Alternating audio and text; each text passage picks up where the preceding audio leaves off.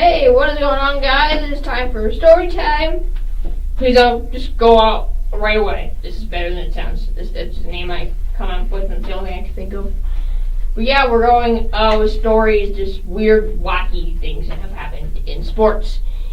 And I'm going to start off with a play called The Holy Roller. Have you guys now ever heard of The Holy Roller? I'm talking to myself, I don't know, but I'm going to explain it to you. And if you have, just click to another part of the video for another story. So, what basically happened here, it was 1978, Raiders are down 20-14. They have the ball, and they're playing the Chargers. They're on the Chargers' 15-yard line with like 10 seconds to go, 4th and goal. This is it. And what basically happens is the quarterback, Ken Stabler, drops back to throw to his right. And he gets hit as he's going down. And in today's rules, totally pitches the ball forward and it's passed, but they don't call it. So the ball's on the ground, and then basically what happens is in backyard tomfoolery, the Raiders kick and muff the ball forward into the end zone before the tight end Dave Casper falls on the ball. And this did count as a touchdown because they didn't have a review system, and come on, it's 70, you can get away with stuff. But they called it, and this was a touchdown. The Raiders did win this game.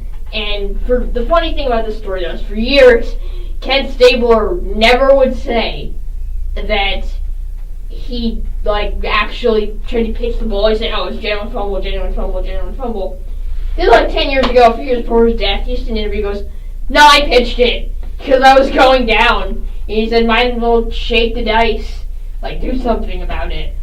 So yeah, he wasn't even he was old and messed up. He's like, "No, I did it. I cheated."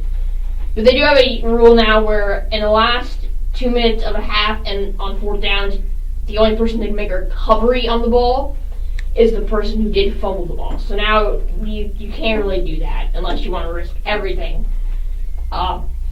In a situation where you probably don't need to risk everything.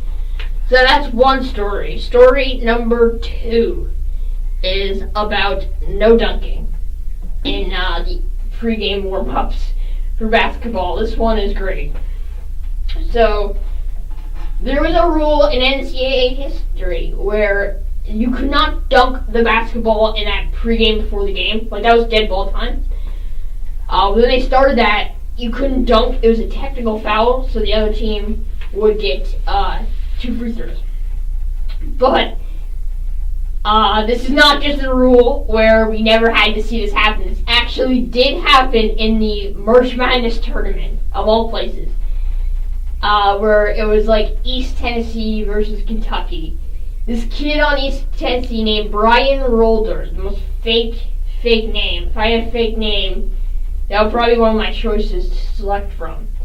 The first second they start the pregame warm-up, he goes up for a dunk, and the ref goes up to him and goes, "Hey guy, first of all, nice dunk, okay? That's a great dunk, but you can't be doing that." And they actually called the technical foul. Kentucky gets one of the free throws. So they make one. So the game started off 1-0. Kentucky did win this game by 7, so it didn't matter that much. But the spread of the game was 6.5 points to East Tennessee. So if anyone bet on East Tennessee, they lost because of that rule. They did lose. So you can imagine all those fans now so mad. Actually, I'm sorry, it was not East Tennessee, it was Kentucky, because Kentucky did win by 6, not 6.5. So yeah, they're all mad. They're all mad. But the funny thing about this is Brian Rolder wasn't even the star. He played a collective 30 minutes the entire season. And he's probably thinking to himself, "This is the one game my parents went to all year. They don't believe him on the team. And then this happens." But I feel bad. They did change this rule, so we all can thank dunking to Brian. He sacrificed his team so we could dunk in the pregame. Everyone does it now. I went to the ADL tournament, everyone was dunking. I saw everyone dunking, the whole game. Everyone was nuts. Maybe we had one kid who could actually dunk. But everyone else was trying at least. But I'm just making all that up. No one does that. Brian sacrificed nothing but himself. He sacrificed for a not worthy cause. So yeah, that's all he did. But I'm gonna have to end it here. This is my last segment for Monday's recording session. I hope you guys enjoy, and I'll see you next time. I'm out.